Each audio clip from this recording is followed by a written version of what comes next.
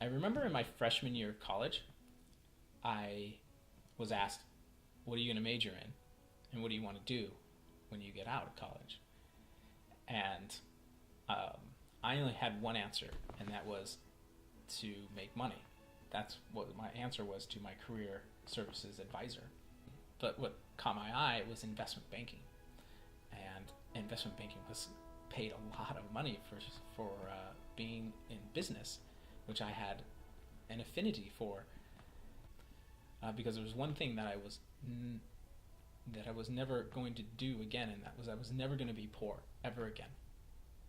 I did not want to be poor. I did not want to feel that helpless and powerless ever again. And so I decided money was going to fix that, and investment banking was the path for me.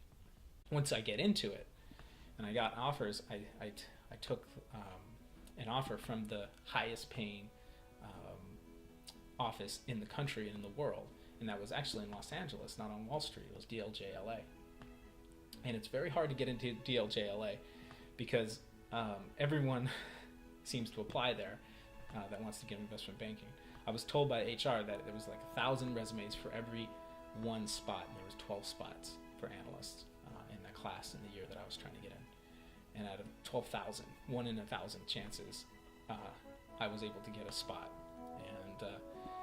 And it was a very high-powering office. It was very, very hardworking.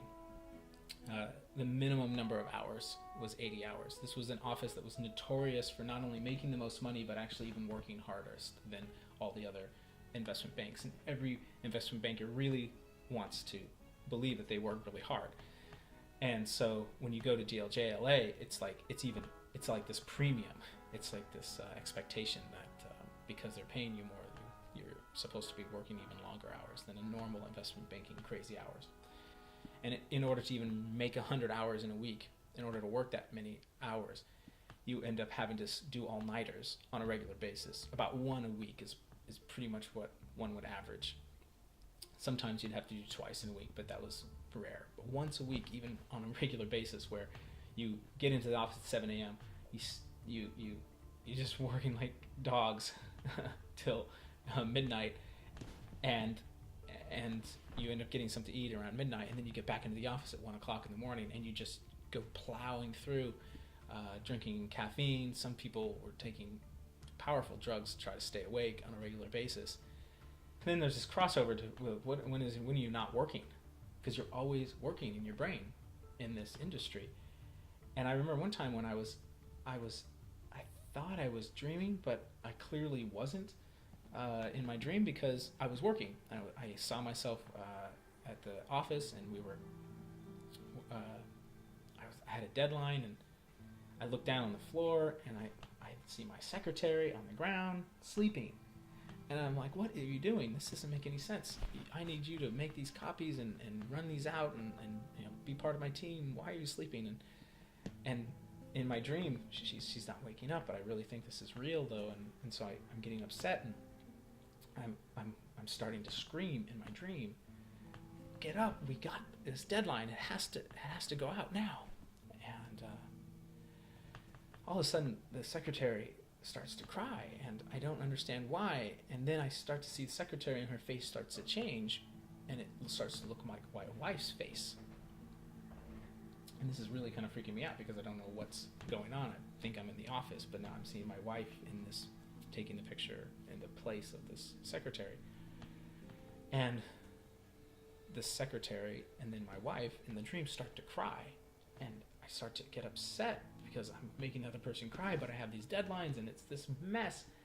And all of a sudden I'm realizing I'm yelling in my bedroom, and I'm not in the office. And in fact, what I was doing was I was sleepwalking, yelling in my sleep, standing in my room, yelling at my wife, who was asleep, and then also crying because she found me awake, talking to myself about work. And after 2 years, it was really clear that the relationship was not going to work unless we started to actually just spend time together. And this was a dilemma that I had, because I wanted to still stay in investment banking, but I also wanted my relationship with Amy. And And I had to dig deep. I had to go into places where I would have to ask myself, what am I going to choose, my money or my marriage? The issue is that so many people there in the office, they were not married to their first love, nor their second. They're like on their third marriage. And their relationships are kind of broken. And I just feel like I just looked at their life, and they had their money, but they did not have their original best friend. And here I feel like I was making that choice, and I wanted to make the choice that was going to make me happy long term, not just short term. And the long term choice was really clear. I was going to hang out with Amy. This is just me and her, and money can wait. And so I remember deciding to walk out and just say I'm quitting, which was really strange for people to want to quit that kind of job, especially if they had lasted through the first couple of months and the first year. But it was the right decision because it was about her and us, and I'm glad I made it. You just stood in the corner, like, months. Yeah, he didn't do well in the beginning.